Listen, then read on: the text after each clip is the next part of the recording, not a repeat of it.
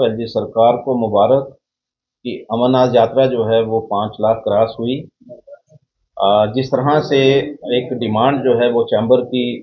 काफ़ी समय से चल रही थी कि जो खर्ड है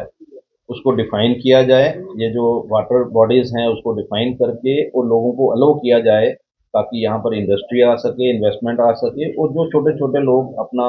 रेजिडेंशियल हाउस बनाना चाहते हैं उसको अलाउ किया जाए। एलजी साहब ने अलाउ किया है, मैं इसके लिए उनका शुक्रिया अदा करता हूँ।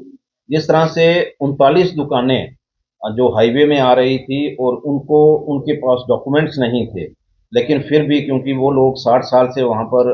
बैठे हुए थे, एलजी सरकार ने, एलजी साहब ने उनके लिए एक सेपरेट प्लेस देने की बात कही है, इसके लिए उनका धन्यवाद। मैं आपके माध्यम से एक बात ज़रूर कहना चाहता हूँ क्योंकि ये डिमांड जो है वो हमारी लगातार रही है, लेकिन एक डिमांड जो है, क्योंकि बहुत सारे हमारे यहाँ पर ऐसे अदारे हैं जिनकी लीज डीड जो है वो आज की डेट में ख़त्म हुई है, उसको एक्सटेंड नहीं किया गया है। मैं समझता हूँ कि एलजी साहब जो हैं इसके ऊपर भी फोकस करें। जो लोग पिछले 40 साल से बैठे हुए हैं उनकी लीज डीड जो है वो इमीडिएटली उसको एक्सटेंड किया जाए ताकि वो लोग जो हैं वो अपने बिजनेस को अ, अच्छे तरीके के साथ परफॉर्म कर सकें, क्योंकि उनको क्योंकि लीज डेट नहीं बढ़ने की वजह से काफ़ी परेशानी जो है, स्पेशली फ्रूट मंडी, सब्जी मंडी के जो लोग हैं, जहाँ पर शिव मार्केट के लोग हैं, तो ये जो चीज़ें हैं इनको एक्सटेंड करने की ज़रूरत है। मैं समझता हूँ कि भाई एक जिस तरह से एम्स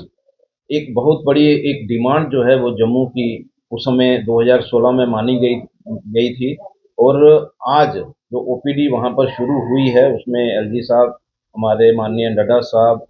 डॉक्टर जितेंद्र सिंह, जो हमारे जुगल Sharma ji MP member parliament, जिनके प्रयास से ओपीडी जो है वो शुरू हुई है, और आने वाले दिनों में जितनी भी फैकल्टीज़ हैं वो यहाँ पर वर्क करने वाली हैं। मैं समझता हूँ कि जम्मू के लोग जो हैं इसके लिए भी मुबारक के हकदार हैं।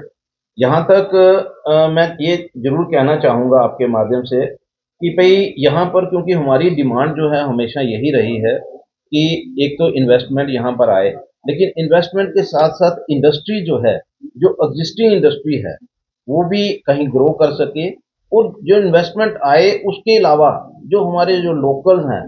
जो लोग यहाँ पर इंडस्ट्री लगाना चाहते हैं, तो मैं समझता हूँ उनके लिए भी यहाँ पर एक कैपिंग जो है वो ज़रूर रहनी चाहिए गवर्नमेंट की तरफ से कि जो छोटे यूनिट्स हैं यहाँ पर, जब तक छोटे यूनिट्स नहीं लगेंगे तो जो बड़े यूनिट्स लग रहे हैं उनकी इन्वेस्टमेंट जो है उसका बेनिफिट मतलब गवर्नमेंट को हो सकता है, लेकिन जो छोटे यूनिट्स लगेंगे उनका अल्टीमेटली बेनिफिट जो है वो हमारी पब्लिक को होगा, वहाँ यहाँ के लोकल कंज्यूमर्स को होगा। तो हमारी डिमांड यही है कि भाई यहाँ पर एक कैपिंग करके जो इन्वेस्टमेंट आ रही है उसमें 20% शेयर जो है वो जम्मू का रहना चाहिए। मैं आपके माध्यम से एक जो है ये ज़रूर बात पहुंचाना चाहता हूँ, क्योंकि देखिए अभी फिल्म इंडस्ट्री जो है उसका फोकस जो है वो कश्मीर हो गया, तो हम भी चाहते हैं कि वहाँ पर शूटिंग्स हों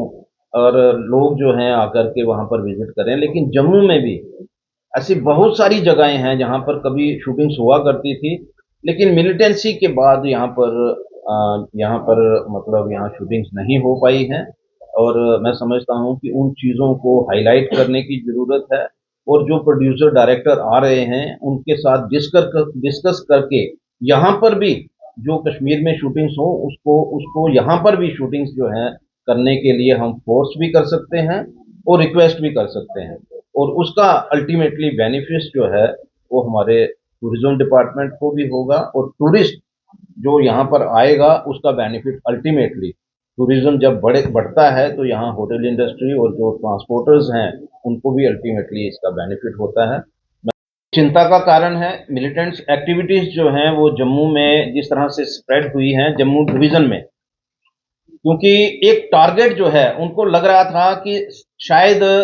आज की डेट में सिक्योरिटी फोर्सेस जो हैं उन्होंने कश्मीर जो है उसको कवर किया हुआ है, जम्मू का जो डिवीज़न है उसमें कहीं ना कहीं हमारे पास एक